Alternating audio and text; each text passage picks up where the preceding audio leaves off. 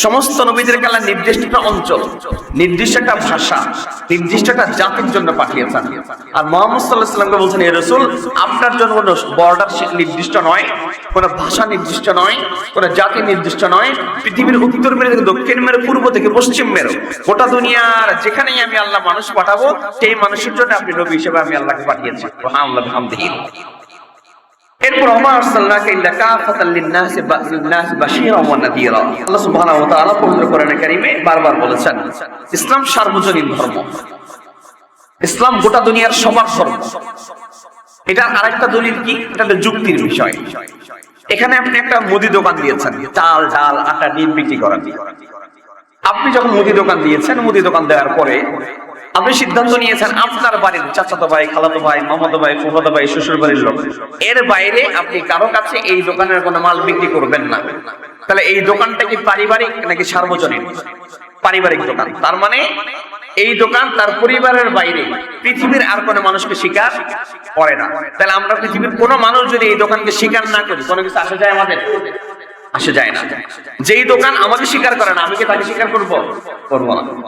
হিন্দু ধর্মগ্রন্থ, বৌদ্ধ ধর্মগ্রন্থ বা খ্রিস্টান ধর্মগ্রন্থ, সমস্ত ধর্মগ্রন্থ তারা নির্দিষ্ট মানুষকে স্বীকার করে।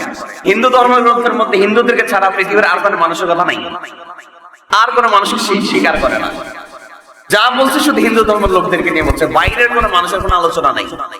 খ্রিস্টান ধর্মের বাইবেলের মধ্যে শুধুমাত্র যীশু খ্রিস্টের যারা অনুসারী, তাদেরকে ছাড়া পৃথিবীর আর কোনো ধর্মের, কোনো বর্ণের, কোনো মানুষের কথা উল্লেখ করা হয় নাই। বৌদ্ধ ধর্ম সম্পাদন হিন্দু একটা অঞ্চলের নাম, তার মানে একটা অঞ্চলের জন্য এটা প্রযোজ্য। বৌদ্ধ একজন ব্যক্তির নাম, খ্রিস্টান যীশু খ্রিস্ট একজন ব্যক্তির নাম। কোন ধর্ম যখন ব্যক্তির নাম হয় এটা ব্যক্তির, কোন ধর্ম যখন কোন অঞ্চলের নাম হয় এটা অঞ্চলের, আর কোন ধর্ম যখন কোন ব্যক্তির নামে হয় না, অঞ্চলের নামে হয় না, এটা গোটা দুনিয়া। ইসলাম এই শব্দটা কোন ব্যক্তির নাম। ইসলাম ব্যক্তিকে বোঝায় না, কোন নির্দিষ্ট অঞ্চলকে বোঝায় না, নির্দিষ্ট কোনো জাতিকে বোঝায় না, নির্দিষ্ট কোনো সীমানাকে বোঝায় না, গোটা দুনিয়াকে ইসলাম বোঝায়। তো যেটা বলছিলাম, একটা দোকান যদি সিদ্ধান্ত নেয় আমার পরিবারের লোকের বাইরে আর কারো কাছে আমি বিক্রি করবো না, তাহলে সেই দোকান যেমন সার্বজনীন হতে পারে না, এটা পারিবারিক। ঠিক যেই ধর্ম শুধু হিন্দু ধর্মের হিন্দুর কথা বলে, তাহলে সেই ধর্ম শুধু হিন্দুদের, গোটা দুনিয়ার হতে পারে না। যেই ধর্ম গ্রন্থ খ্রিস্টানদের, শুধু খ্রিস্টানদের কথাই বলে, গোটা দুনিয়ার কথা বলে না, সেই ধর্মগ্রন্থ এবং সেই ধর্ম শুধু গোটা দুনিয়ার হতে পারে না। আপনি যদি ইসলামকে জিজ্ঞাসা করেন ভাই আপনি কার, সে প্রথমেই বলবো আমার আরসালনাকা ইল্লা রাহমাতাল লিল আলামিন। আমি আস্তিক নাস্তিক, হিন্দু বৌদ্ধ খ্রিস্টান, গোটা দুনিয়ার সব মানুষের জন্য রাসূল, আমি আপনাকে রহমত করে পাঠিয়েছি। মানা না মানা তাদের ব্যাপার, কিন্তু আপনি তাদের জন্য রহমত। তাহলে গোটা দুনিয়ার মানুষের কথা এই রহমতের মধ্যে আছে না নাই? আছে। তার মানে এই ধর্ম শুধু পারিবারিক না, এটা সার্বজনীন। এটা হচ্ছে ইসলামের আরেকটা সৌন্দর্য। মূল কথা যেটা বলছিলাম, মুহাম্মদ সাল্লাল্লাহু আলাইহি ওয়াসাল্লাম পর্যন্ত লক্ষ লক্ষ নবী আল্লাহ দুনিয়ায় পাঠিয়েছেন, এবং এই লক্ষ লক্ষ নবী দুনিয়ায় যখন পাঠিয়েছেন, তারা প্রত্যেকটা নবী কিছু ইবাদত নিয়ে এসেছেন। এই ইবাদতের মধ্যে মৌলিক কনসেপ্ট এক, লা ইলাহা ইল্লাল্লাহ। আদম আলাইহিস সালাম থেকে মুহাম্মদ সাল্লাল্লাহু আলাইহি ওয়াসাল্লাম পর্যন্ত সব নবী রাসূলদের স্লোগান একটা, ব্যানার একটা, লা ইলাহা ইল্লাল্লাহ। এরপরে বিভিন্ন ইবাদতের মধ্যে ভিন্নতা থাকতে পারে, অবস্থানে ভিন্নতা থাকতে পারে, কিন্তু একটা বিষয় আছে যে বিষয়ে গোটা দুনিয়ার সমস্ত নবীর একমত, জন্মদিন পালন। আদম আলাইহিস সালাম থেকে মুহাম্মদ সাল্লাল্লাহু আলাইহি ওয়াসাল্লাম পর্যন্ত পৃথিবীর কোন নবী এবং রাসূল জন্মদিন পালন করেছেন এরকম করে হিস্ট্রি আপনি রাখতে পারবেন না। আমাদের দেশের জন্মদিন নিজেরা পালন করি, 12 রবিউল আউয়াল আসলে আমাদের অনেকেই পালন করি, ঈদ মিলাদুন নবী সাল্লাল্লাহু আলাইহি ওয়াসাল্লাম। এই জন্মদিন পালন নিয়ে আমাদের দেশে কিছু ধোঁয়াশা আছে। এক পক্ষ হচ্ছে যে এটা নিয়ে খুব বাড়াবাড়ি, এটা করা যাবে না, এটা করতে গেলে অনেক ঝামেলা। আরেক পক্ষ যেটা করতে হবে, না করলে আপনি ওহাবি, আপনি এই অনেক নানা ধরনের ট্যাগ আমরা তো ট্যাগের শেষ নেই। 71-এর পর থেকে আমরা রাজাকার ট্যাগ শুনতে শুনতে বড় হয়েছি। এরপরে যখন এটা মানুষ খায় না, আমাদের তারা জঙ্গি হিসেবে ট্যাগ দিয়েছে, এটা এখন মানুষ খায় না, এখন আমাদের নানান ধরনের দালাল ট্যাগ দিয়েছে। ট্যাগ খেতে খেতে আমরা বড় হয়েছি, এবং এই ট্যাগটা মুহাম্মদ সাল্লাল্লাহু আলাইহি ওয়াসাল্লাম থেকেই শুরু হয়েছে। নবীজিকে তারা নবী বলেছিল নাকি পাগল বলেছিল? ট্যাগ, তার ট্যাগিংটা আজকের না, ট্যাগিংটার হিস্ট্রিটা অনেক লম্বা। এই জন্য ঈদ মিলাদুন নবী বা মিলাদুন নবী আমি সবার লেখা পড়েছি, সবার বক্তব্য শুনেছি, সবার প্রোগ্রামে গিয়েছি, সবার বই পড়েছি, সবার চিন্তাটা কাছ থেকে বোঝার চেষ্টা করেছি। সেই কাছে যা বুঝেছি এটা 5 মিনিট আপনাদের সময় আপনার মাথা আসলে ঢুকবে। এরপর আমরা মূল কথা যাব।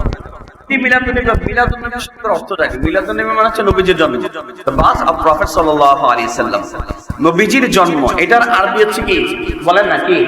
মিলাদুন নবী। তবে বলেন নবীজির জন্ম, এটার আরবি কি? মিলাদুন নবী। এখন মিলাদুন নবী বেদাত কিনা? নবীজির জন্ম, মিলাদুন নবী শব্দের অর্থ কি? নবীজির জন্ম। তো নবীজির জন্ম এটা কি বেদাত হয়? নবীজি যদি জন্মই না হতো আজকে গোটা দুনিয়া তো আজকে এই পর্যন্ত আসতো না। আমি আর আপনি তো কোরআনের আলো দেখতাম না, হয়তো ভিন্ন কিছু হতে পারতো। তাহলে নবীজির জন্ম মিলাদুন নবী এটা বিদআত না, বরং নবীজির জন্মকে যদি স্বীকার না করে তিনি মুসলমান থাকবেন? মুসলমানই থাকবেন না। আচ্ছা, এখন মিলাদুন নবী সুন্নাহ সম্মত কিনা? আমরা যে পদ্ধতি পালন করি মিলাদুন নবী পালন করা সুন্নাত, কোনোভাবে বিদআত নয়। শব্দে খেয়াল করবেন, একটা হচ্ছে ঈদে মিলাদুন নবী আর হচ্ছে মিলাদুন নবী, দুটো ভিন্ন জিনিস।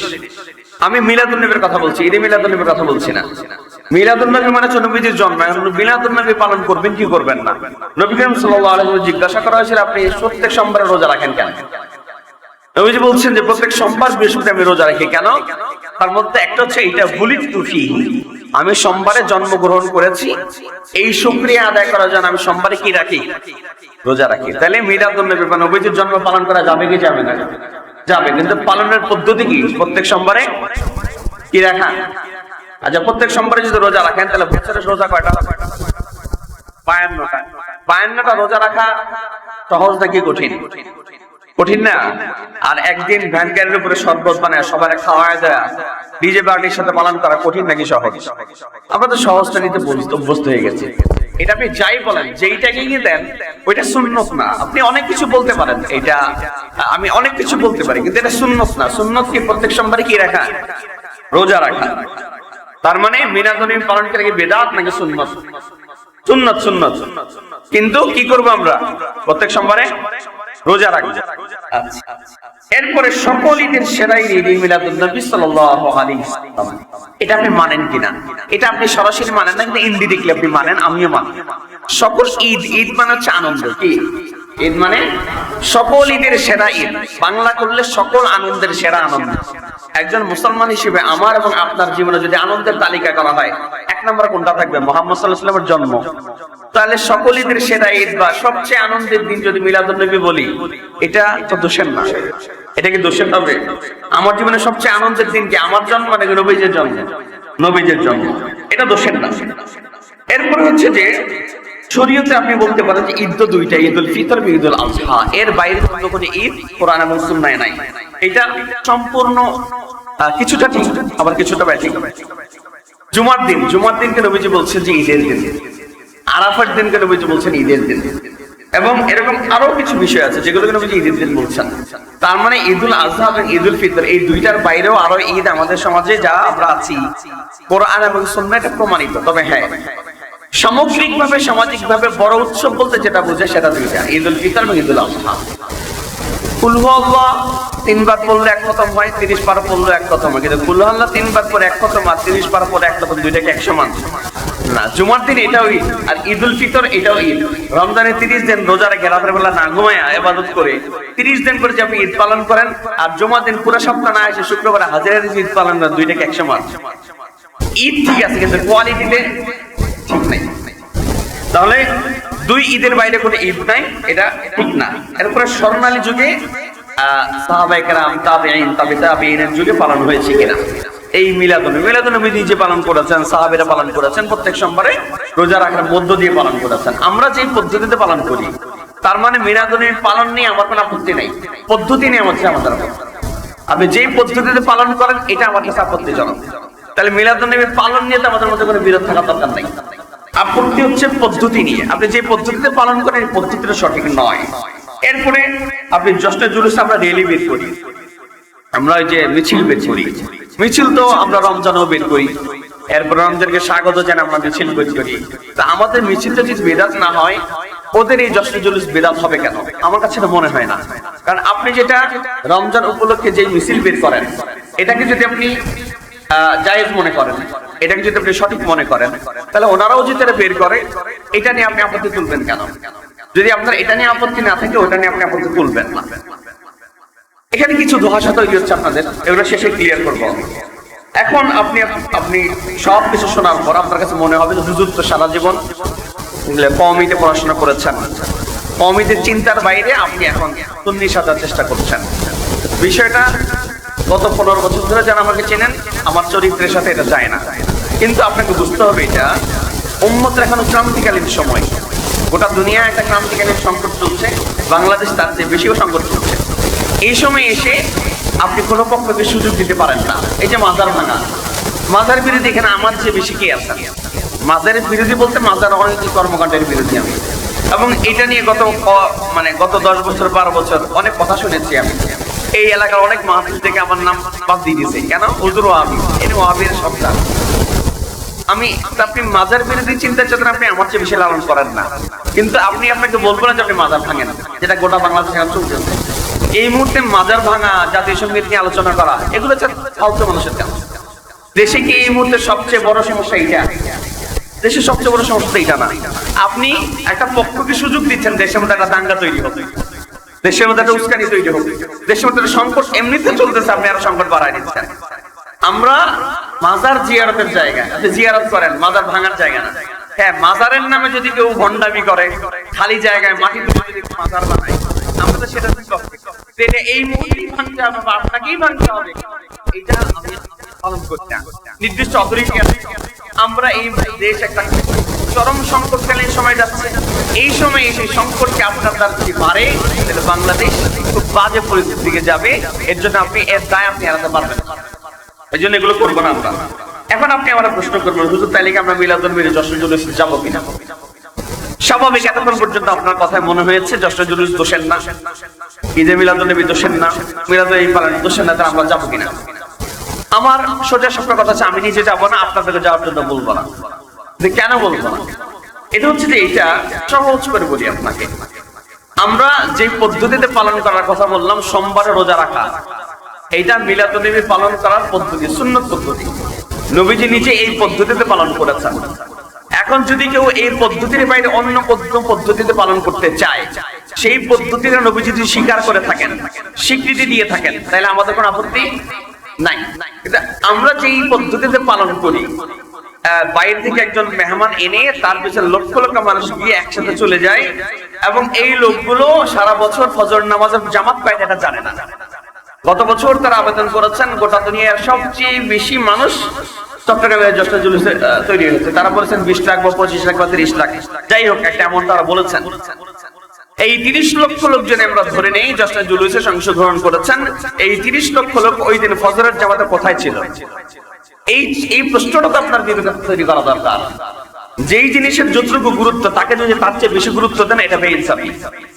আপনি আপনার বাবাকে যদি বাবা না বলেন, শ্বশুরকে যদি আব্বা বলে বারবার 100 বার ডাকেন, নিজের বোনকে আপনি আপা ডাকেন না, আরেকজনের আপনি আপা আপা আপা বলতে বলতে বলতে আপনার মুখ দিয়ে ফেনা বের হয়ে যায়, তাহলে বুঝতে হবে যাকে যতটুকু গুরুত্ব দেওয়া দরকার আপনি তার চেয়ে তাকে অন্যকে বেশি গুরুত্ব দিচ্ছেন, তাহলে এটা কি ইনসাফ নাকি বেইনসাফি? বেইনসাফি। যেই পদ্ধতি নবীজি বলেছেন, এই পদ্ধতির ব্যাপারে আপনি গিয়ে জিজ্ঞাসা করেন যারা পালন করে, ভাই সুন্নত যে নবীজি বলেছেন পালন করা, আপনি কি জানেন মিলাদুন নবী পালন করার সুন্নত পদ্ধতি কি? তিনি বলবেন আমি জানি না। আমি জানি সবাই মিলে মিছিল করতে হবে, সবাই মিলে যেতে হবে। গিয়ে দেখেন ওই দিন 5 ওয়াক্ত নামাজের অনেক নামাজি তারা পড়েন না। সবার কথা বলছি না, সবার দায়িত্ব নেব না, হয়তো অনেকেই পড়েন, তো বেশিরভাগ ফজর নামাজ কি ওই দিন আমাদের মসজিদে ভরপুর থাকে নাকি খালি থাকে? অন্যান্য দিনের মধ্যেই তো থাকে। যেই 30 লক্ষ লোক সকাল 9টায় জশ্ন জুলুসে যায়, ওই 30 লক্ষ লোক ফজরের নামাজে কেন উপস্থিত হয় না? যদি তারা, আমি এই যে কি বলে মুক্তিযোদ্ধা এলাকায়, আরফিনগরের মুক্তিযোদ্ধায় আমার এক ভদ্রলোক বলছেন যে হুজুর আমাদের এখানে সুন্নি ওয়াহাবি নিয়ে ঝামেলা আছে, এই বিষয়ে আপনি কোনো কথা বলবেন না। তো পাগল যদি লড়াইস না, পাগল আর কি করে?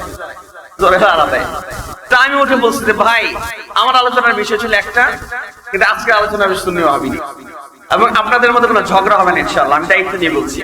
তো অনেকে জিজ্ঞাসা করলাম মাহফিলে, ভাই আপনি বলেন সুন্নি বলতে আপনি কি বুঝেন? তিনি বলেন যে যারা নবীর আশিক তারা সুন্নি। ওই লোকের মুখে দাড়ি নাই, বলবে আজকে ভাই ফজর জামাত আপনার মসজিদে কয়টা জানেন? তুমি বলতে পারবো না।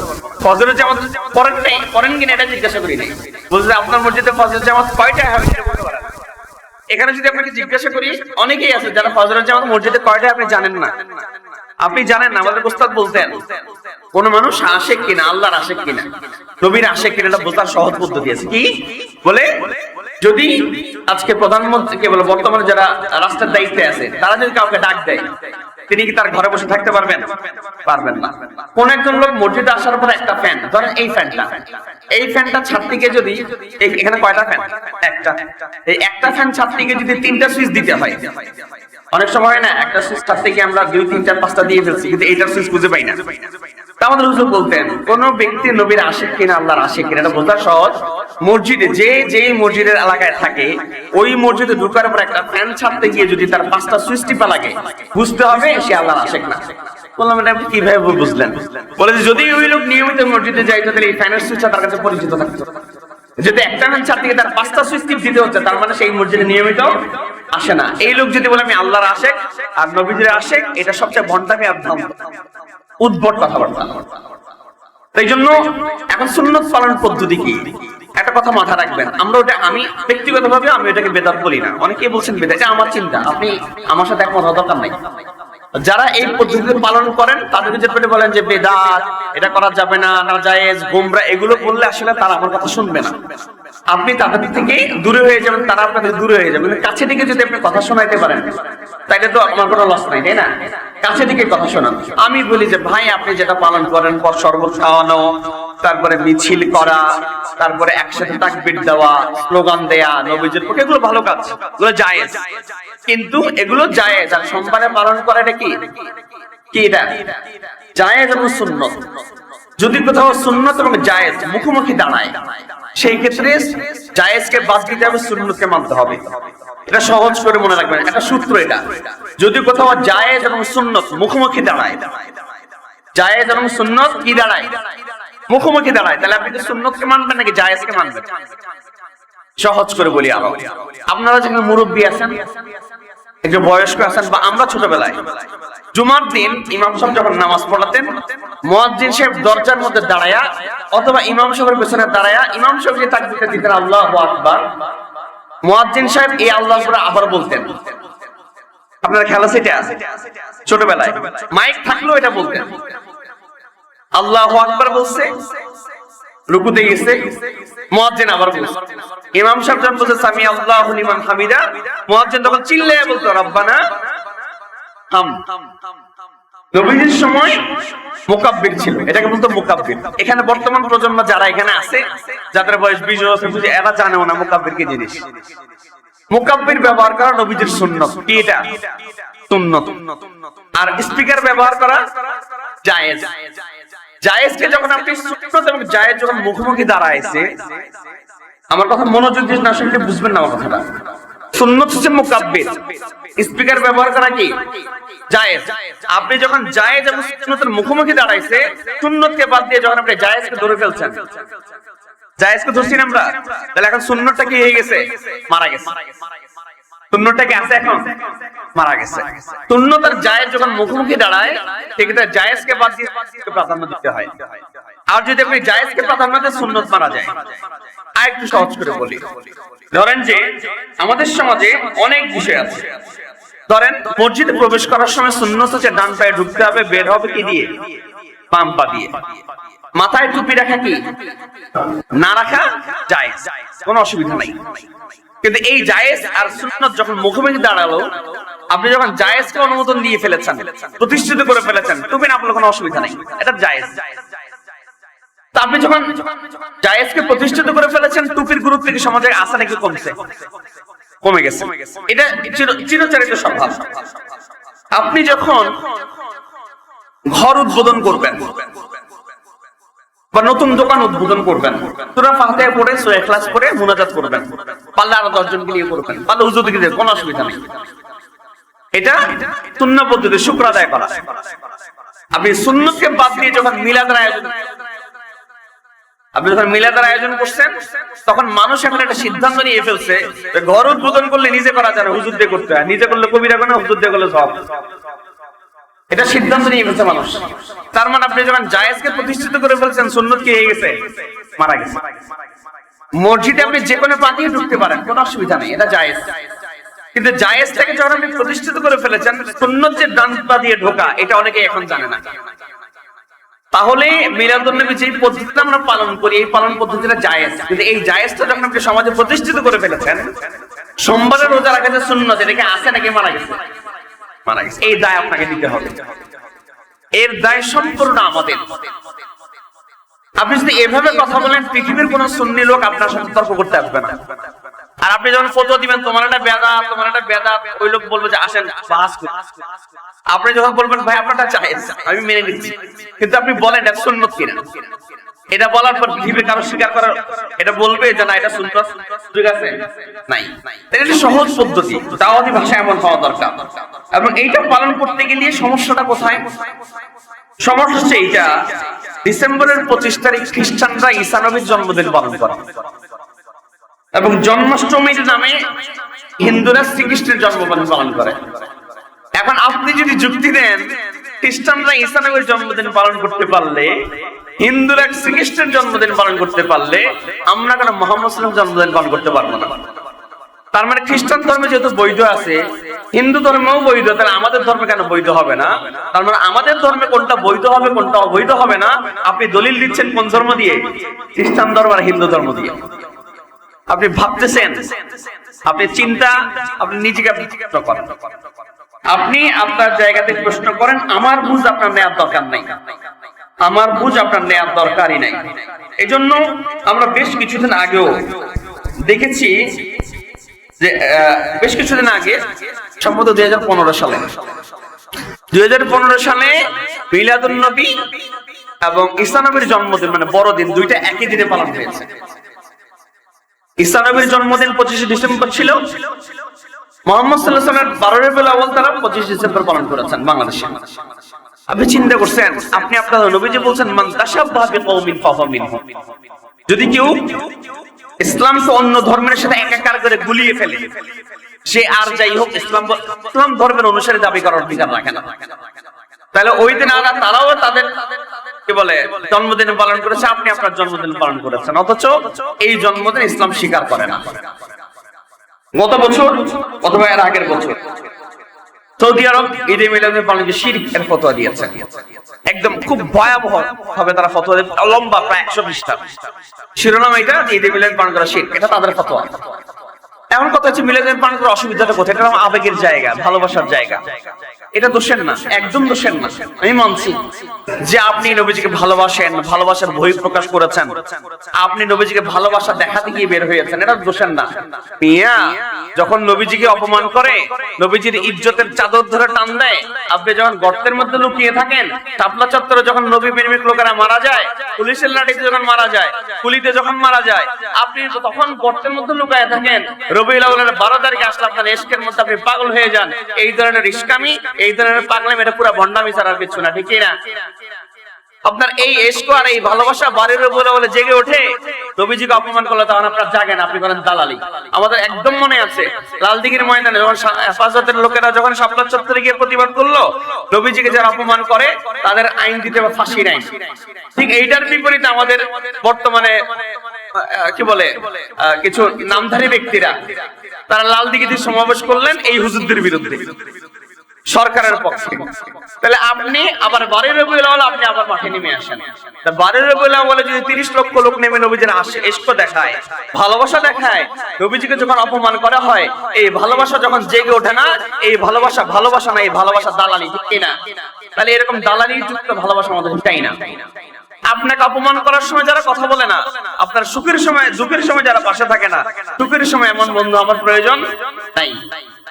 এই সহজ সমীকরণটা আপনি বুঝেন না, আপনাকে তারা একটা ট্যাগ দিয়ে রাখছে, এটা ওয়াহাবি, এটা নবীর দুশমন, এটা অলির দুশমন। আপনি এই টার্মগুলো শুনতে শুনতে বড় হয়েছেন, তা আপনি নিজেকে চিন্তা করেন না ভাই। যে বলছে এটা নবীর দুশমন, যে বলছে এটা অলির দুশমন, যে বলছে এই লোকটা ওয়াহাবি, ওই লোকটার মসজিদে যায় 5 ওয়াক্ত, ওই লোকটার মুখে থাকে দাড়ি, ওই লোকটার মাথায় থাকে টুপি, ওই লোকটার গায়ে থাকে জুব্বা। আর যে লোক বলতেছে যে এই লোক নবীর দুশমন, তার মুখে নেই সুন্নাত, সে জুমার নামাজ তার মসজিদ চিনে না, 12 রবিউল আউয়াল ছাড়া নবীজির ইশক থাকে না, মানে বেদানা। আমরা বেদানার নাম দিচ্ছি বেদানা, কিন্তু বেদানা কি দানা ছাড়া নাকি দানাওয়ালা? দানায় ভরে, এটার নাম কি কিছু বেদানা, আনারস, রসে ভরা, এটার নাম দিয়েছে আনারস। আনা মানে নাই, আনাড়ি বলে না, আনাড়ি মানে অদক্ষ, আনারস মানে রস নাই। যেটা রসে ভরপুর এটার নাম কি? আর যেটা দানার শেষ নাই এটার নাম সুন্নতের কোনো কিছু নাই এটার ভিতরে, এত সুন্নি আর সুন্নতের সব কিছু ভরা, এতে কি? এটা বিবেক নাই আপনার। এখনো যদি আপনি স্বচ্ছ চিন্তা প্রয়োগ না করেন, তাইলে আপনাকে বোঝানোর কথা পৃথিবীর কারো নাই। আল্লাহুম্মা আজিব বাসরি হাত্তা লা আরা আহাদান বা'দা হাবিব সাল্লাল্লাহু আলাইহি সাল্লাম।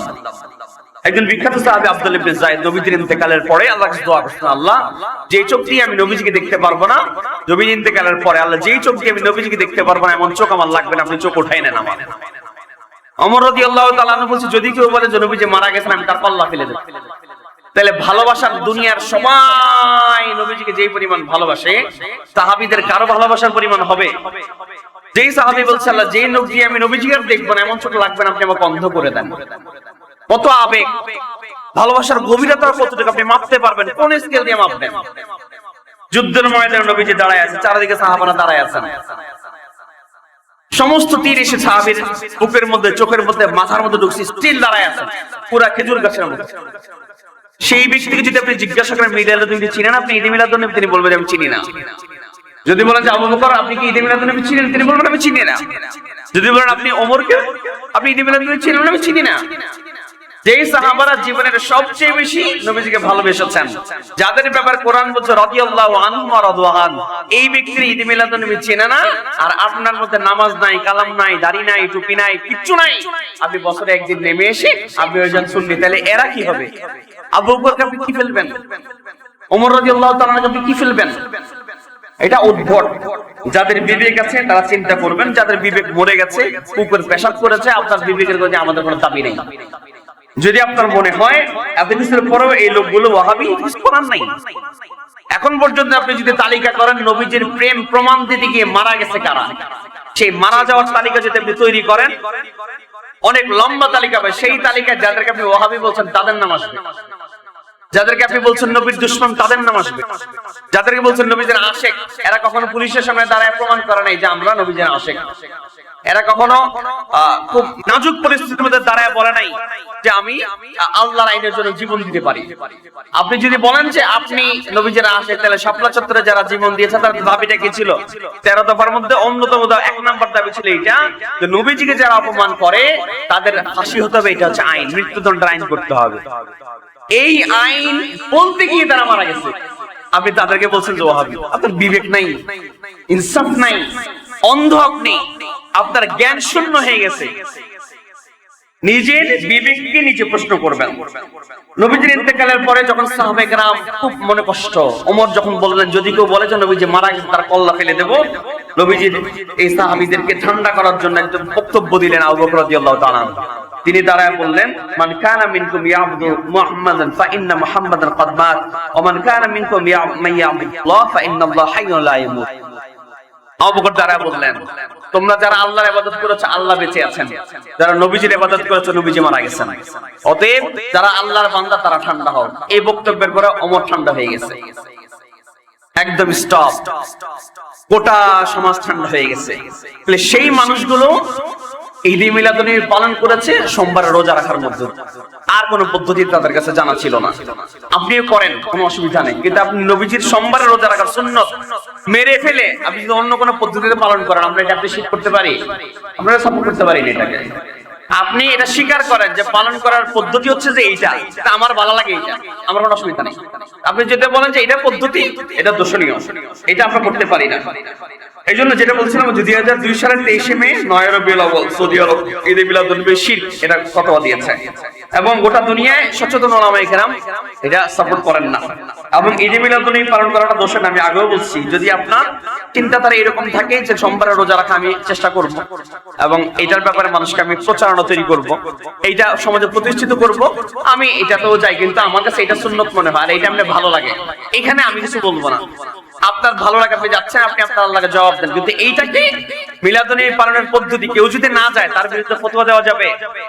ধরেন যে আমরা এই মিছিলে গেলাম না, আমরা আমাদের বিরুদ্ধে যদি ফতোয়া দেয় এটাকে মেনে নিব, আমরা মানবো না, এবং যারা গেছে তাদের বিরুদ্ধে আমাদের কোনো ফতোয়া নাই। আপনার ভালো লাগছে আপনি করেন, কিন্তু এটা সুন্নত না, এটা কি না?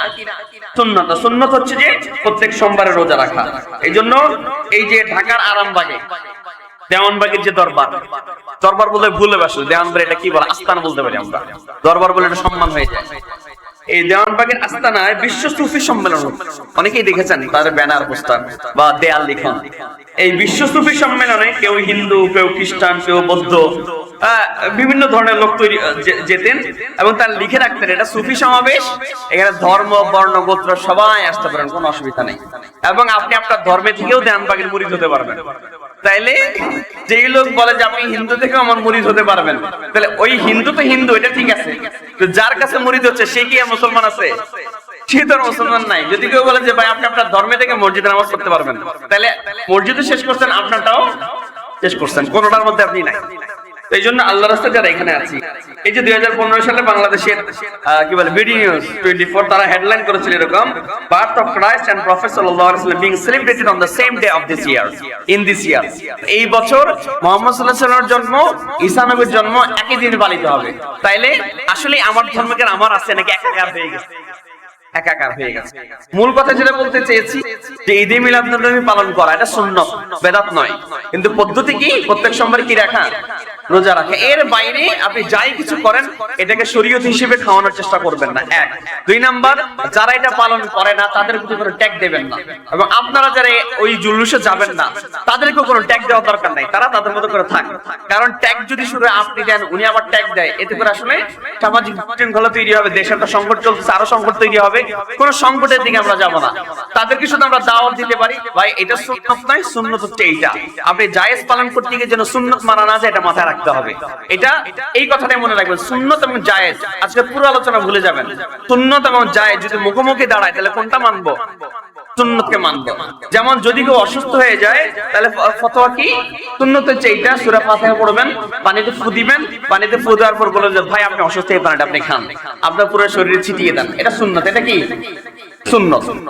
আচ্ছা, কিন্তু আপনার ঔষধ ব্যবহার করা কি জায়েজ, কোনো অসুবিধা নাই। তো আপনি জায়েজটাকে পালন করেছেন। অসুখ যখন হয়ে যায় সর্বপ্রথম আমাদের মাথায় থাকে ওষুধ, সর্বপ্রথম মাথায় কি? ওষুধ। ওষুধ এনে আপনি খাইলে সুস্থ। কিন্তু আপনি বলেন লাস্ট কবে এরকম হয়েছে ডাক্তার থেকে ওষুধ এনেও খেয়েছেন, সূরা ফাতিহা পড়ে পানিও খেয়েছেন? এরকম কতজন মানুষ খুঁজে পাবো আমরা? পাবো না। তার মানে আপনি ওই যে ওষুধ খাওয়ানো জায়েজ, এটাকে যখন প্রতিষ্ঠিত করে ফেলেছেন তাহলে সুন্নত কি এখন আছে নাকি মারা গেছে? মারা গেছে। অতএব সুন্নত এবং জায়েজ যদি মুখোমুখি দাঁড়ায় তাহলে কোনটা মানবো? সুন্নতকে মানবো, তাইলে হচ্ছে সুন্নি। এর বাইরে আমরা সুন্নি হওয়ার কোনো সুযোগ নাই। আল্লাহ তাআলা যারা বোঝে নাই তাদেরকে বোঝার তৌফিক দান করুক। আমাদের ভুল ত্রুটি আল্লাহ আমাদেরকে মাফ করে দেখ। আল্লাহুম্মা আমিন।